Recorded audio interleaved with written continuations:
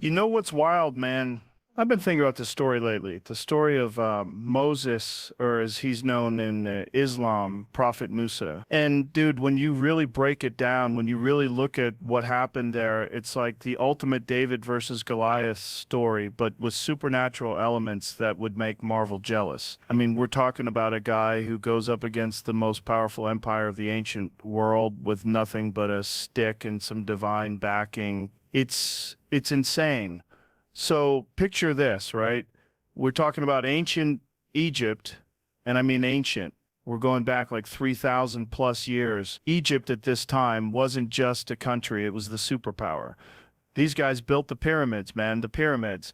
Have you ever really thought about how they built those things? Jamie, see if you can pull up some of those theories about pyramid construction. Actually, no, we'll get to that later. I'll go down that rabbit hole for 3 hours if we're not careful. But seriously, Egypt was like if you took modern day America, China, and Rome at their peak and rolled them into one civilization. The Pharaoh wasn't just a king, he was considered a living god. A living god. Can you imagine that level of ego, that level of absolute power? Lord Acton said power corrupts, and absolute power corrupts. Absolutely. And this guy had power that we can't even comprehend in the modern world. Now, the Israelites, Moses' people, they weren't just living in Egypt, they were enslaved there. And we're not talking about some light work detail, we're talking about brutal generational slavery, families torn apart, people worked to death building monuments to their oppressor's ego. It's one of the darkest periods in human history, and it went on for centuries. Centuries, man. Can you imagine being born into that? Your grandfather was a slave, your father was a slave, you're a slave, and as far as you know, your children will be slaves too. But here's where it gets interesting. Musa, he wasn't raised as a slave. Through this incredible twist of fate, or divine providence, depending on how you look at it, he ends up being raised in Pharaoh's own household. Think about the psychological complexity of that situation. You're essentially raised by the enemy of your people. You have access to the best education, the finest food. You're living in luxury while your actual people are suffering in bondage. It's like if you took a kid from the projects and raised him in the White House, but the president was actively oppressing everyone from his neighborhood. That internal conflict must have been unreal. And you know what? That actually makes perfect sense from a strategic standpoint. If you're going to challenge a system, you need to understand that system from the inside. Moses got the ultimate insider's view of Egyptian power structures, their military, their politics, their weaknesses. There's this moment, and this is in all the Abrahamic traditions, where Moses sees an Egyptian taskmaster beating a Hebrew slave, and something just snaps. He kills the Egyptian. Now, this isn't some calculated political move. This is pure emotion. Pure justice-driven rage, but it changes everything. He can't go back to his privileged life after that. He becomes a fugitive and ends up in the desert. And dude, the desert changes people. I've spent time in the desert, not like survival mode, but enough to know that it strips away all the bullshit. There's something about that vast emptiness, that silence, that forces you to confront who you really are. Moses spends years out there herding sheep, living a completely different life. It's like he's being prepared, like the universe is giving him time to figure out what he's supposed to do with his life. Then comes the moment, the burning bush. Now, I'm not going to sit here and pretend I know exactly what happened there, but something happened. Whether you believe it was literally a bush on fire that didn't burn up, or some kind of spiritual experience, or maybe Moses had encountered some kind of, let's say, consciousness expanding experience. Something profound occurred that completely changed his understanding of reality and his purpose. Think about what he's being told. Go back to Egypt. Confront the most powerful man in the world. Demand that he release hundreds of thousands of slaves who represent a massive portion of his economic system. From a purely logical standpoint, this is suicide. It's not just difficult, it's impossible. But Moses does it anyway. And here's what I love about this story. He doesn't go in there acting like he's got superpowers. He's scared, man. He tells God, or whoever's speaking to him from the bush, I can't do this, I'm not a good speaker. Send someone else. Even when he accepts the mission, he asks for his brother Aaron to come with him to do the talking. This isn't some cocky superhero, this is a regular guy who's been thrust into an impossible situation. So Moses and Aaron go to Pharaoh, and they make their demand, let my people go. And Pharaoh's response is basically, are you out of your mind? Who do you think you are? But here's the thing, Pharaoh doesn't just say no. He makes things worse for the Israelites. He increases their workload, takes away resources they need to do their jobs, and tells them it's Moses' fault. This is classic authoritarian behavior, right? When someone challenges your power, you don't just resist, you retaliate against anyone connected to the challenge. It's like if a union organizer showed up at a factory and the boss responded by cutting everyone's wages and saying, "This is what happens when you listen to troublemakers." But then the plagues start happening. And man, these plagues are something else. We're talking about systematic ecological and social collapse. Water turns to blood, frogs everywhere, lice, flies, livestock dying, boils, hail, locusts, darkness, and finally the death of the firstborn. Now, some people try to explain these scientifically, like maybe the water turning to blood was a red algae bloom which would kill fish, which would drive frogs onto land, which would create perfect conditions for insect swarms, and so on. Maybe there's some truth to that. But what's remarkable is the precision of it. These aren't random natural disasters, they're specifically targeting the Egyptian economy and their religious beliefs. Each plague hits at something the Egyptians considered sacred or economically vital. The Nile was sacred, they turned it to blood. They worshipped animal gods, the animals died, they needed their crops. Locusts destroyed them. It's like someone knew exactly what buttons to push to bring down the entire system. And here's what's psychologically fascinating. After each plague, Pharaoh almost agrees to let the Israelites go. Almost. He gets right to the edge and then changes his mind. The text says his heart was hardened, but think about what's really happening here. This guy has built his entire identity, his entire worldview around being a god king. Admitting that Moses' God is more powerful than he is doesn't just mean losing some slaves, it means his entire reality is a lie. It's like if you spent your whole life believing you were the smartest person in the room, and then someone comes along and proves you wrong about everything, publicly, repeatedly. Most people would change their minds after the first or second demonstration. But when your ego is that invested in being right, when admitting you're wrong means your entire sense of self collapses, people will endure incredible suffering rather than face that truth. We see this all the time in modern life, by the way. People will stick to beliefs that are clearly wrong even when the evidence is overwhelming. Because changing their mind means admitting they were wrong about something fundamental. It's not really about the specific belief. It's about identity. So Pharaoh keeps saying no and the plagues keep getting worse. But here's what I think is the most incredible part of this story. Moses keeps giving him opportunities to change his mind. After each plague, Moses gives Pharaoh a chance to do the right thing. He's not trying to destroy Egypt, he's trying to free his people. The destruction is what happens when you refuse to let go of injustice. Finally, we get to the last plague, the death of the firstborn. This is heavy, man. Really heavy. We're talking about the death of children. I struggle with this part of the story, honestly. But if you look at it in context, the Egyptians had been systematically killing Hebrew children for generations. Pharaoh had ordered that all Hebrew male babies be thrown into the Nile. So there's a symmetry here, a kind of cosmic justice, but it's still tragedy on top of tragedy. The night this happens, Pharaoh finally breaks. He calls Moses and Aaron and basically says, "Get out, take everyone and everything, and just go. I can't do this anymore." But even then, even after losing his own son, it doesn't. As soon as the Israelites leave, he changes his mind again and decides to chase them down. This brings us to probably the most famous part of the whole story, the parting of the Red Sea. Now, the Red Sea crossing is one of those events that people either completely believe happened exactly as described, or they try to explain it away scientifically, or they dismiss it as mythology.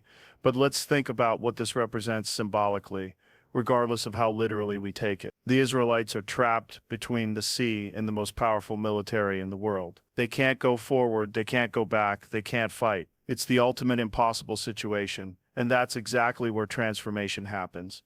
When you're backed into a corner with no obvious way out. Moses stretches out his staff, and the sea parts. Think about the faith that took not just Moses' faith, but the faith of hundreds of thousands of people who had to walk through what should have been the bottom of the sea, with walls of water on both sides. Can you imagine that walk? Every step you're thinking, is this going to hold? Are we about to be crushed by millions of gallons of water?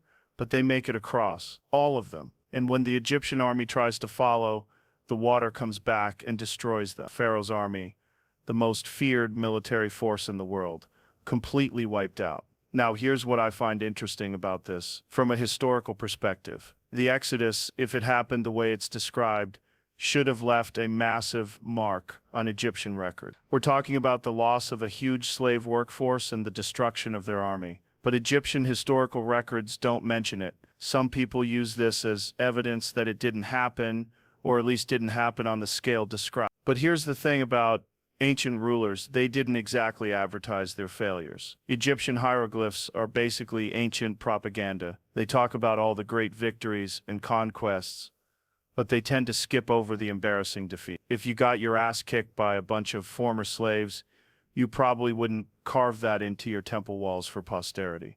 There's also the question of timing. We don't know exactly when this happened, or which pharaoh it was. Different scholars have different theories. Some say it was Ramesses II.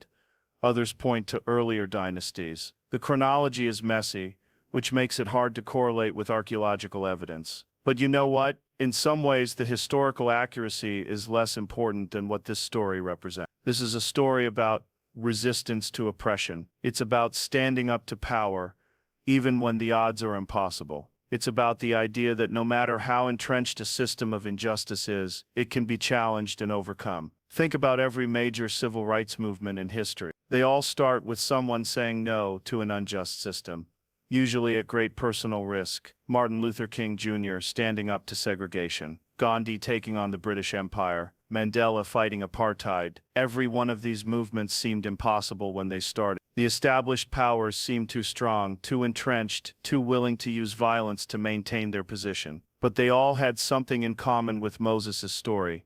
They weren't just fighting for political change. They were fighting for a different vision of what human society could be. They were saying that the current system wasn't inevitable, that people didn't have to accept oppression as just the way things are. The story of Moses versus Pharaoh is fundamentally about two different worldviews. Pharaoh's worldview says that some people are born to rule and others are born to serve. It says that power justifies itself, that might makes right, that the strong naturally dominate the weak. It's a hierarchical worldview where your position in society is fixed and unchangeable. Moses's worldview says that every person has inherent dignity and worth. It says that no human being should be owned by another. It introduces concepts like the rule of law, the idea that even rulers are subject to higher principles. It's a revolutionary concept that would eventually shape the development of democracy, human rights, and social justice movements. But here's what's really wild. This story is like 3,000 years old, and we're still fighting the same battle. We're still dealing with systems of oppression, with people in power who refuse to let go of their control, even when it's clearly causing suffering. We're still dealing with pharaohs who would rather see everything burned than admit they're wrong. Look at some of the dictators of the 20th. Hitler would rather see Germany destroyed than surrender. Stalin would rather let millions starve than admit his economic policies weren't working. These weren't rational decisions, they were ego-driven decisions. The same psychology that kept Pharaoh saying no, even as his kingdom collapsed around him. But the story also shows us something hopeful. These systems can be challenged and overcome. It might take time, it might require sacrifice, but change is possible. The slaves don't have to stay slaves. The oppressed don't have to accept oppression forever. And here's something else that's fascinating about this story. Moses doesn't become Pharaoh. He doesn't defeat one tyrant just to become a new tyrant. After leading the Israelites out of Egypt, he leads them to the Promised Land, and then dies before entering it. The whole point isn't to replace one form of oppression with another. It's to create something completely different. This is where a lot of revolutions fail, by the way. They get rid of the old boss but then just put in a new boss who behaves the same way. The French Revolution got rid of the king, but then ended up with Napoleon. The Russian Revolution got rid of the Tsar but ended up with Stalin. The cycle continues. But Moses's revolution was different. It wasn't about seizing power. It was about establishing principles. The laws that come out of this period, what we call the Ten Commandments, and the broader legal code, these aren't just rules for behavior. They're a constitutional framework for a society based on justice, rather than power. Thou shalt not kill. Thou shalt not steal. Thou shalt not bear false witness. These might seem basic to us now, but in the ancient world these were radical ideas. They applied to everyone, including rulers. They established limits on power. The idea that a king couldn't just kill someone because he felt like it, that he couldn't just take whatever he wanted, that he had to follow the same rules as everyone else. This was revolutionary. Most ancient societies were based on the principle that the strong do what they want, and the weak suffer what they must. This introduced a different principle, justice. But let's talk about the psychological journey here, because that's really what makes this story so powerful. Moses goes through this incredible transformation. He starts as a privileged prince who's disconnected from his people's suffering. Then he becomes a fugitive, living in exile. Then he has this spiritual awakening that gives him a sense of purpose. Finally, he becomes a leader who's willing to sacrifice everything for his people's freedom. That's a hero's journey, man. That's Joseph Campbell's monomyth played out in real time. The call to adventure, the refusal of the call, the crossing of the threshold, the trials, the revelation, the return with the elixir. All the elements are there. But what makes it different from most hero stories is that Moses' transformation isn't just about personal growth. It's about social transformation. He's not just becoming a better person, he's changing the world. His personal awakening leads to the liberation of an entire people and the introduction of ideas that would reshape human civilization. And you know what's interesting? Moses doesn't have superpowers in the traditional sense. He's not particularly strong or fast or smart. His main qualities are courage and persistence. He keeps showing up, even when it seems hopeless. He keeps delivering the same message, let my people go. He doesn't give up. There's a lesson there about social change.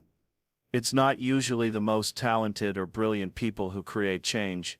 It's the ones who refuse to quit. It's the ones who keep showing up, who keep pushing, who keep believing that things can be different, even when everyone else thinks they're crazy. Rosa Parks wasn't trying to start the civil rights movement when she refused to give up her seat on that bus. She was just tired.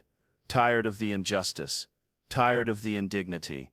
Tired of accepting something that was fundamentally wrong. But that moment of refusal sparked something much bigger. Moses had his bus moment when he killed the Egyptian taskmaster. He saw injustice and couldn't just walk away, but the real change came later, when he developed a strategic approach to challenging the system, instead of just reacting to individual instances of injustice. The plagues weren't random acts of divine wrath. They were a systematic campaign to demonstrate that Pharaoh's power wasn't absolute. Each plague was carefully chosen to target something specific about Egyptian society. The Nile turned to blood because the Nile was the source of Egypt's prosperity. The livestock died because the economy depended on them. The darkness came because Pharaoh was supposed to be connected to the sun god Ra. It was psychological warfare as much as supernatural intervention. Moses was systematically dismantling Pharaoh's claim to divine authority by showing that there was a power greater than Egypt's gods. But here's what I think is the most important part of the whole story. It's not really about Moses versus Pharaoh. It's about two different visions of human society. Pharaoh represents the old way, hierarchy, oppression, the strong dominating the weak. Moses represents a new possibility, justice, freedom, the idea that every person matters. And that battle is still going on. Every day, in every society, we're choosing between those two visions. Do we accept inequality as inevitable, or do we work to create a more just world? Do we use our power to dominate others, or to lift others up? Do we prioritize order and stability, or justice and freedom? The story of Moses and Pharaoh tells us that change is possible, but it won't be easy. The established powers will resist. They'll use every tool at their disposal, economic pressure, propaganda, violence, to maintain their position. They'll make things worse before they get better, because that's how power behaves when it's threatened. But the story also tells us that ordinary people can challenge extraordinary power and win, not through violence or cunning, but through persistence and moral clarity. By refusing to accept injustice as normal, by standing up and saying, no, this is wrong, and it has to change. The Red Sea doesn't part very often, but sometimes it does. Sometimes the impossible becomes possible. Sometimes David beats Goliath. Sometimes the slaves walk free and the tyrant's army drowns in the sea. You know what's really wild though? We don't know how the story ends. I mean, we know that the Israelites made it out of Egypt, and eventually established their own society. But the bigger question, whether human beings can create a truly just society, whether we can move beyond systems of oppression, that story is still being written. Every generation faces the same choice that confronted people in ancient Egypt. Do you side with Pharaoh or with Moses? Do you support the system as it is, or do you work for the system as it should be? And here's the thing. Most of us aren't going to be Moses. Most of us aren't going to be called to lead a mass liberation movement, or challenge the most powerful empire in the world. But we all have moments where we see injustice, and have to decide what to do about it. We all have opportunities to either support systems that oppress people, or to work for something better. Maybe it's speaking up when you see someone being bullied. Maybe it's refusing to participate in corruption at work. Maybe it's voting for leaders who care more about justice than power. Maybe it's just treating people with dignity when the system tells you they don't matter. Those small acts of resistance and conscience, they add up. They create the conditions where larger changes become possible. Moses couldn't have succeeded without hundreds of thousands of ordinary Israelites who were willing to follow him into the desert, to risk everything for the chance of freedom. The story of Moses versus Pharaoh reminds us that the arc of the universe is long, but it bends toward justice, if we bend it, if we show up, if we refuse to accept injustice as normal, if we keep pushing, even when it seems hopeless. And you know what the most hopeful part of the story is? Pharaoh loses. The oppressor doesn't win. The system that seemed so permanent, so powerful, so impossible to change, it crumbles, not because of military might or political cunning, but because it was built on a lie, the lie that some people matter more than others. Truth has a power that lies don't have. Justice has a power that injustice doesn't have. It might take time to manifest, but it's real.